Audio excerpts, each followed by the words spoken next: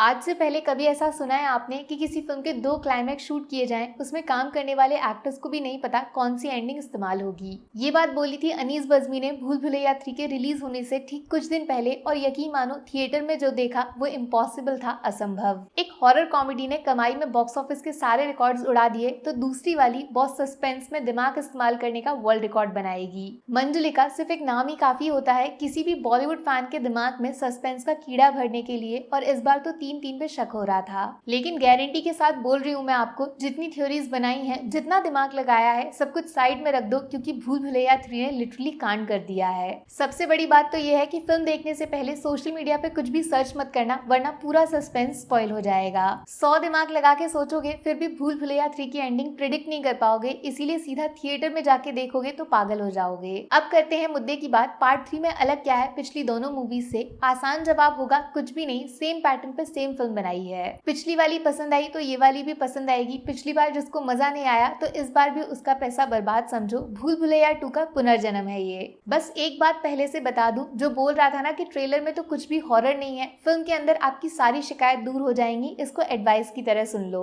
और हाँ, ticket book करना तो पूरी फैमिली का कर लेना, जबरदस्त कॉमेडी है फिल्म में, और कुछ भी double meaning vulgar adult content नहीं डाला है। 200 साल पुरानी कहानी है, एक भूतिया हवेली में चल रही है, लोग परेशान हैं, डरे हुए हैं और मदद के लिए किसी तांत्रिक को ढूंढ रहे हैं। फिर आते हैं रू बाबा, जिनका फंडा सीधा है, भूत से डरना नहीं चाहिए, उनका फायदा उठाना चाहिए। डर का बिजनेस करोगे, पूरी जिंदगी ऐश में जियोगे, भूत कौन सा खुद आके किसी को सच बताएगा। बट इस बार कहानी में ट्विस्ट होने का सर एक्चुअली में दो हैं, सुंदर, खतरनाक और एक नंबर की झूठी। ये दोनों औरतें मंजुलिका होने का दावा कर रही हैं। माने अब तक तो बेचारी मंजुलिका पार्ट 1 और पार्ट 2 में छुप कर रहती थी, कितनी मेहनत से उसको जगाना पड़ता था, लेकिन इस बार तो सामने से आ गई, वो भी बाय 1 गेट 1। किस्मत पे भरोसा ना हो शायद आपको, लेकिन थिएटर्स में घुसते ही पहली चीज जो आपके कानों में पड़ेगी वो है श्रेया घोषाल की आवाज। आमिजे तुम्हार से फिल्म को शुरू करना और इंटरवल के तुरंत बाद फिर से गाने को चला के ऑडियंस के दिमाग को पकड़ लेना, ये आइडिया जिसका था सैलरी डबल कर दो। बट क्या आप यकीन करोगे अगर मैं आपसे बोलूं इससे बड़ा एक सस्पेंस और भी है।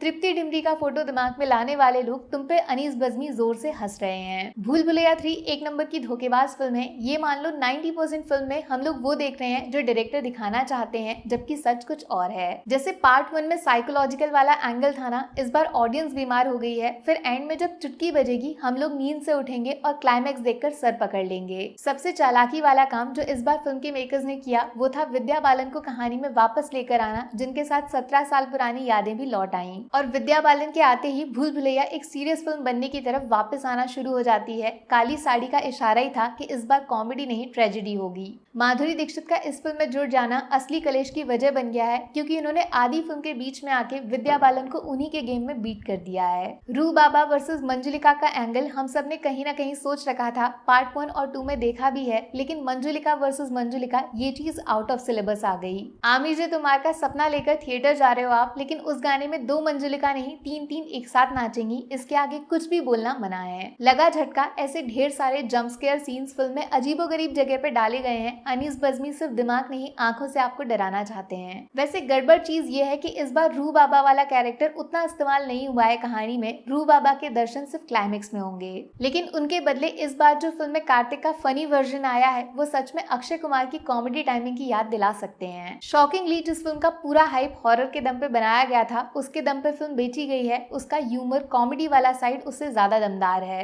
कुछ बचकाने सीन्स हैं, फालतू की टाइम पास बातें हैं, लेकिन कुछ ऐसे डायलॉग्स हैं जहाँ पे नेचुरली हंस पड़ोगे आप, पूरा परिवार हंस सकता है एक साथ। दूसरी बात, अगर मेरे पास रिमोट होता ना तो इस फिल्म के सारे गाने स्किप कर देती मैं, जो स्पीड ब्रेकर की तरह फिल्म को रोक सा देते हैं। बस आमिजे तुम्हार जरूरी था। अब थोड़ा सा इशारा करती हूँ उस तरफ जिस वजह से मुझे लगता है कि भूल भुलैया ने पार्ट 3 में कुछ ऐसा किया है जो शायद आज तक इंडियन सिनेमा में कोई नहीं कर पाया। फिल्म का क्लाइमैक्स, जिसके बारे में बहुत कुछ बोलना चाहती हूँ मैं, लेकिन 1% भी रिवील नहीं कर सकती। अनीस बज़्मी ने सबकी सोच से 100 गुना खतरनाक एंडिंग बना दी। हो सकता है कुछ लोगों को वो चीज अजीब लगे, शायद पसंद ना आए, या फिर भूल भुलैया 3 को उसके लिए ट्रोल किया जाए, इवन इसको घटिया फिल्म घोषित कर दिया जाए। लेकिन सच में जिस चीज के लिए आपने पैसे दिए थे, सस्पेंस इतना जोर से बाहर आया ना कि थिएटर में बैठा एक इंसान भी उसके लिए खुद को रेडी करके नहीं गया था। Kartik Aaryan boss 1 man army है ये बंदा, रियल लाइफ में आधे बॉलीवुड के सामने खड़ा हो गया तो फिल्म में ऐसा काम किया कि शरीर पे रोंगटों का झुंड खड़ा हो गया।